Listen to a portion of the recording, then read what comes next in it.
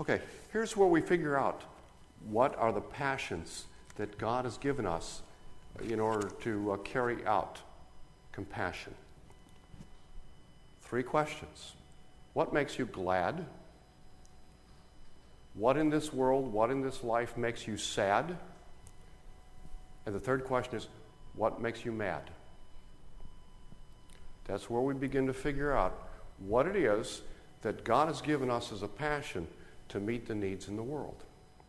What makes you glad? What puts a smile on your face when you're involved in service?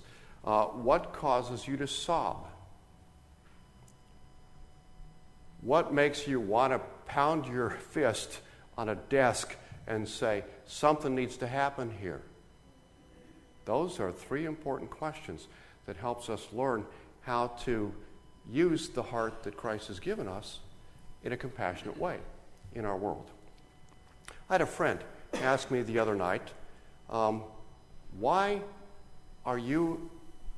is rebuilding together such an important thing to you? Why is getting folks back in their homes after they've been out something that drives you? And you'd have thought that after 16 years of being involved with that I'd have a ready answer. Well, I did something normally that I don't do, and that is I had to talk it out first before I came to the answer. I had a lot of us live that way. That not a particularly comfortable way for me to live, but what I came down to was this. I had to go back to something earlier in my life to figure out why it is rebuilding together is so important to me. I grew up knowing that when I was grown up, I didn't know what I wanted to do. I knew I didn't want to teach, and I didn't want to speak in public. Yeah, think about that. God has a great sense of humor. And God has been involved in my life in order to change who I am and to have me doing what I'm doing. So, that being the case, that seems to be God's overarching approach to me. Find something that Pastor Dave isn't really skilled at, doesn't really want to do, and that's where you put him. Okay? So, why rebuilding? Why repairing homes and stuff like that? It really makes Sharon laugh, because as she looks back to our early life, who did all the repairs on the homes we lived in over the course of the first umpteen years? Come on. Sharon's father. Whenever they visited, it was a trunk full of tools, and father-in-law had to do the work. And Sharon did multiple things as well. It was not a skill set that I had. And not being a skill set that was probably the furthest from my skill sets, where does God put me? That probably explains in the best way that I can figure out why I'm involved with rebuilding together. What this really shows is something that Paul talked about in his own life. He had an issue which some folks figure was a physical issue, which he called a thorn in his flesh. He prayed to God to take that out of his life, and God continued to leave it there. And what God told Paul at the end of this was what? 2 Corinthians 12:9. You all have it memorized, right?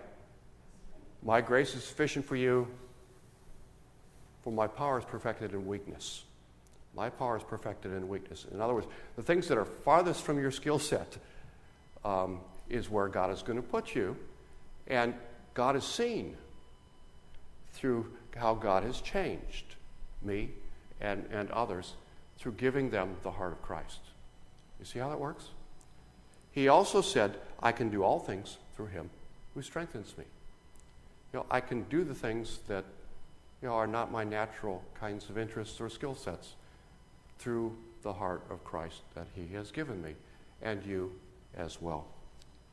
Somewhere in the midst of what makes you glad or sad or mad is your God-ordained passion through which you will show your compassion to others.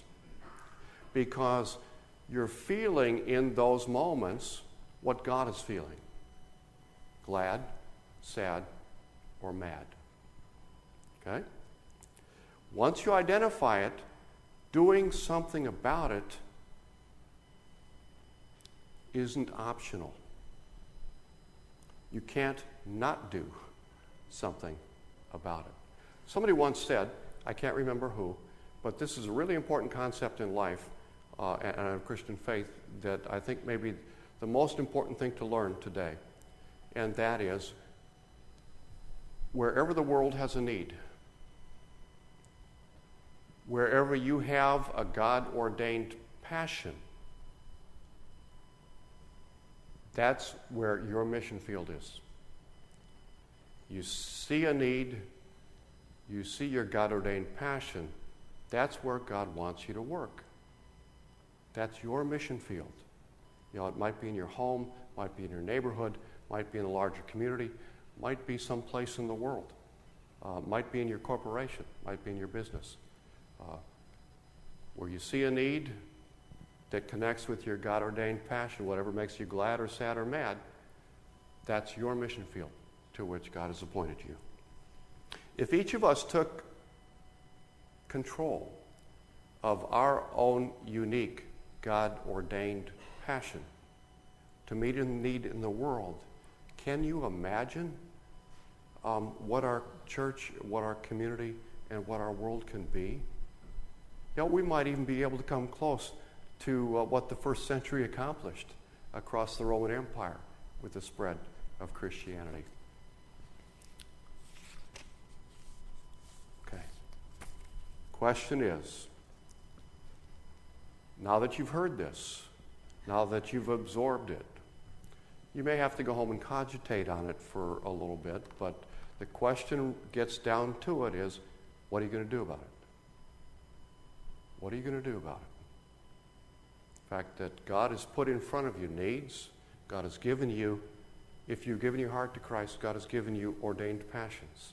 That's your mission field. What does it mean to love God with all your heart? 3 things. It means, first of all, your heart breaks for the things that breaks God's heart. It means, second of all, that God has given you God-ordained passions to be used in the world. You're a part of an army of compassion of other Christian followers. It means that you've identified that God-ordained passion, and it means inaction is not an option. Inaction is not an option because the compassion of Christ becomes your driving motivation as you live. Let what you cannot do keep you from doing what you can do. And it'll change your heart. Amen. Part 3 next week is the soul of Christianity. Primal wonder.